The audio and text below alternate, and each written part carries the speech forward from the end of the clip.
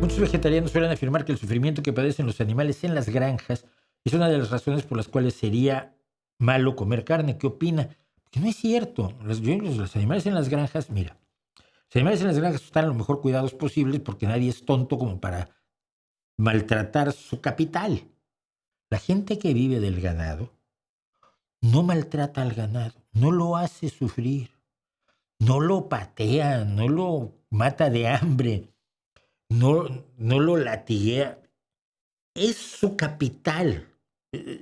Sí, independientemente de que son seres humanos y que la mayoría de ellos no quiere hacerle daño a los animalitos, no quiere que los animalitos sufran, desde un punto de vista eminentemente de negocios, ganado maltratado, eh, mal alimentado, con enfermedades, etcétera, pues es ganado que no te va a rendir el mismo beneficio económico que el ganado que está en buenas condiciones.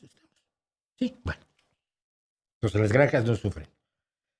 El sacrificio de los animales, gracias a que somos cada vez más conscientes, se trata de hacer cada vez con menos sufrimiento sin que el animal se entere. Y si no sufre, pues entonces no existe ese problema, ¿verdad? Si no sufre, no existe ese problema. Así que yo creo que es una expresión de lo que siempre enfrentamos con los extremistas. Ellos parten de la base de que a los animales se les lastima a propósito, que hay crueldad maligna, hay villanía. Y ellos son, por supuesto, los salvadores. Ay, hermanito, pobrecitos esos que nadie les... Y todos los maltratan, pero yo voy a llegar y los voy a salvar. Me acuerdo hace poco tuvimos un caso aquí, estos me encantaron. Un frente de liberación animal se metió a una granja de pollos y liberó a una fuerte cantidad de animales, ¿no? De pollos de engorda. Estos pollos, gracias a los cuales esta variedad de pollos que aparece a principios del siglo XX, que es la que empieza a permitir que mucha gente que la carne solo la veía en postales o en las vitrinas, empezara a poder comer carne y tuviera una mejor alimentación con proteína de buena calidad, etcétera, etcétera. Bueno, liberaron a una fuerte cantidad de animales y estos se sentían, no tienes una idea, los libertadores. Bolívar era un don nadie junto a ellos, Morelos, un charlatán. Habían liberado como a 200 pollos que ahora eran libres para andar por el campo y hacer sus familias y hacer sus niditos y tocar la guitarrita y cantar en las noches, ¿no? Los 200 pollos no duraron 4 días. Ahora, todos los linces ibéricos de los alrededores, los gatos asilvestrados, los pocos perros asilvestrados que existen, las águilas, los halcones, los azores y todos los depredadores con los que tenemos en la amplia fauna asturiana, se pusieron el babero y dijeron, buffet libre, brothers.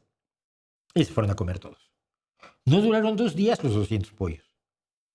Ahora, no sé yo, pero me imagino que morir de sorpresa porque te cortaron la cabeza, te rompieron el cuello, si tú no sabías ni lo que estaba pasando, a caer en las garras de un águila que te lleva a su nido y te empieza a destazar vivo y a comerte las entrañas vivo, pues es mejor lo primero, ¿no?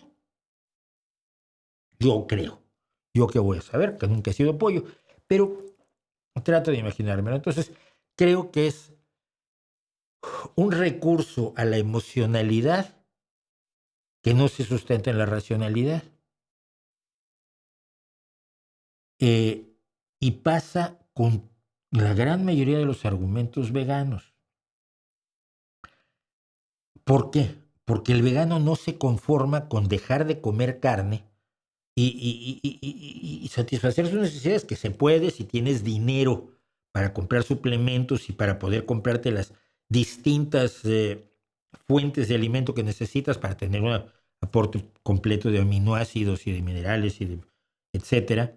No es fácil ser un vegano sano, pero se puede. Y no se satisfacen con eso. Para ellos es una misión religiosa.